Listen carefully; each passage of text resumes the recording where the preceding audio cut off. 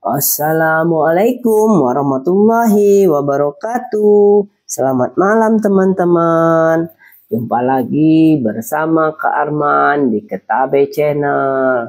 Kali ini kita masuk ke dalam acara dongeng sebelum tidur.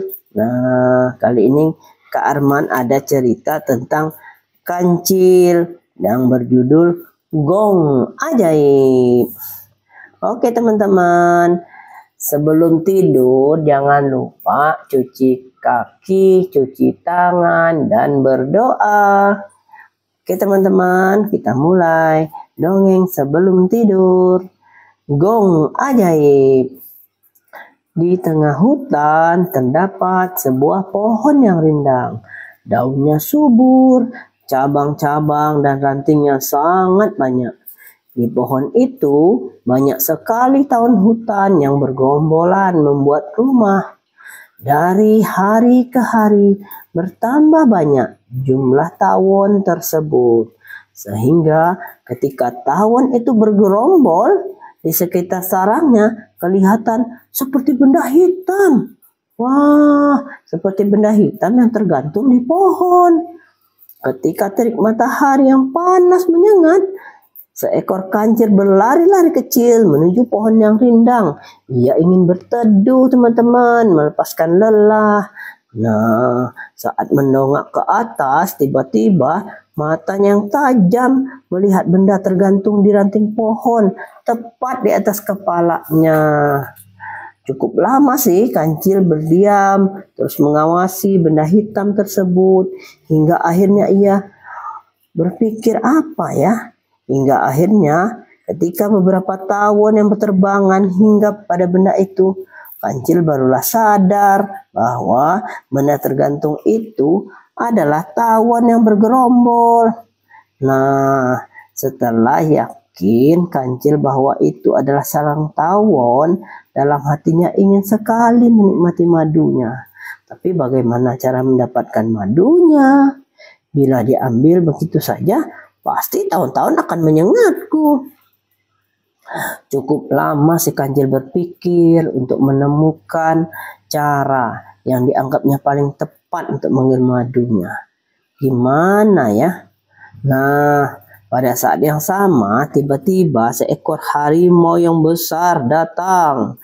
Air liur harimau pun keluar dari sela-sela giginya yang tajam. Begitu melihat tubuh si kancil yang mulus, harimau macan itu adalah harimau yang pernah ditipu kancil dulu. Sehingga harimau itu sampai berkelahi teman-teman dengan ular si kancil. Pastilah dagingmu sangat lezat untuk dimakan siangku ini, kancil, gumam harimau. Kancil pun gemetar ketakutan. Namun hewan cerdik ini menyembunyikan rasa takutnya. Oh harimau, sahut si kancil. Agaknya kamu kelaparan ya siang ini. Benar, Cil. Relakan dirimu untuk kumakan. Berarti kau akan membunuhku? Itu sudah jelas. Tapi tunggu dulu. Kau harus dengar kata-kataku. Apalagi, Cil? Aku ini sudah lapar. Dari pagi aku belum makan sama sekali. Aku di sini sedang menjalankan tugas, kata kancil setelah sekian detik ia menemukan gagasan untuk menyelamatkan diri. Tugas apa itu, Cil? Tanya harimau penasaran. Aku ini disuruh oleh Nabi Sulaiman untuk menjaga gongnya. Apa? Nah, harimau semakin penasaran teman-teman. Kamu disuruh menjaga gong Nabi Sulaiman? Di mana gong itu? Itu, jawab si kecil sambil menunjuk benda yang tergantung di ranting pohon. Gong itu milik Nabi Sulaiman. Beliau sekarang sedang pergi. Apakah kamu sudah pernah mendengarkan bunyi gong itu, Cil?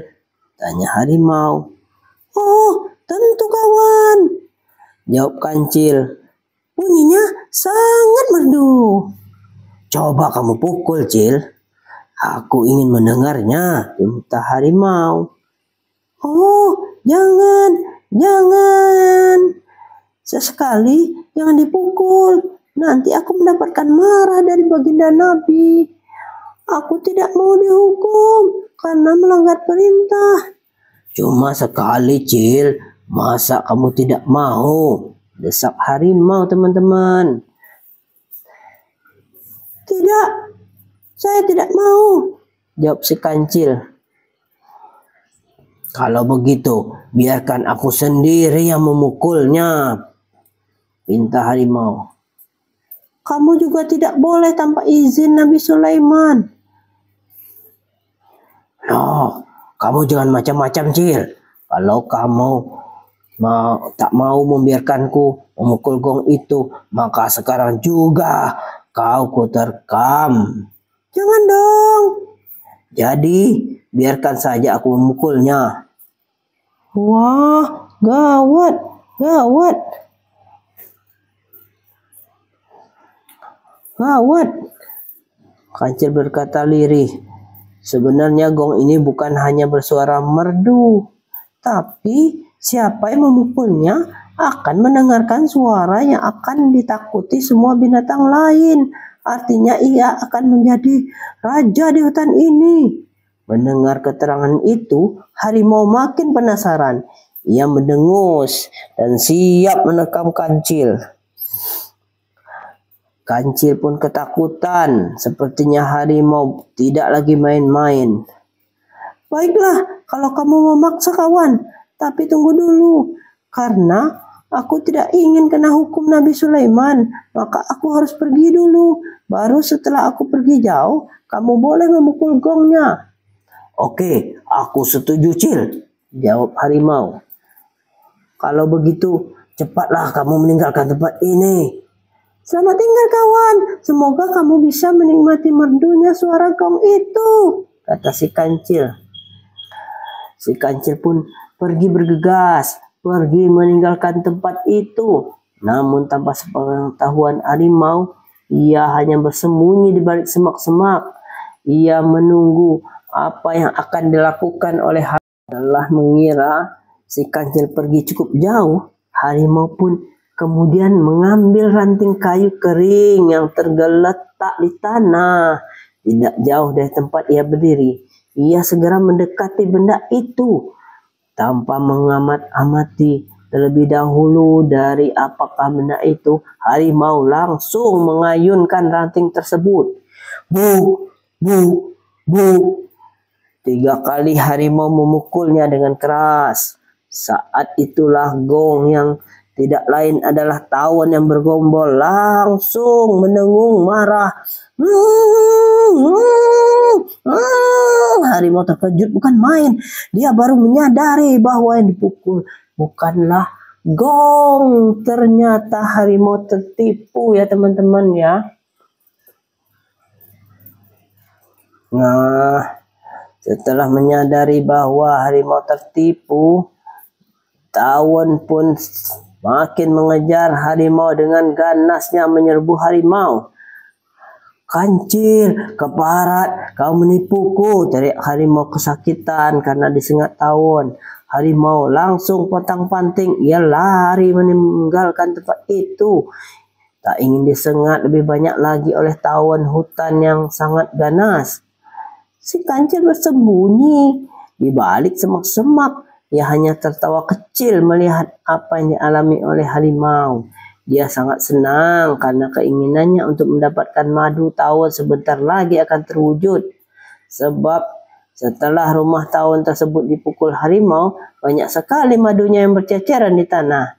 Sesaat setelah tawon itu tenang kembali, mulailah si kancil mendekati tempat itu dan menyantap madu yang sangat lezat. Sedang asik-asiknya menyantap madu, tanpa disadari oleh si kancil, ada seekor tawon yang hinggap di hidungnya dan menyengatnya. Aduh, aduh. teriak si Kancil sambil melompat-lompat kesakitan. Si Kancil merasakan kesakitan yang luar biasa sambil menahan sakit. Ia bergegas pergi meninggalkan tempat itu. Nah, begitulah teman-teman ya. Cerita si Kancil yang sangat cerdik. Dia selalu lolos dari sergapan musuh. Oke teman-teman, itulah tadi dongeng kita sebelum tidur. Nah, sebelum tidur, jangan lupa berdoa. Assalamualaikum warahmatullahi wabarakatuh.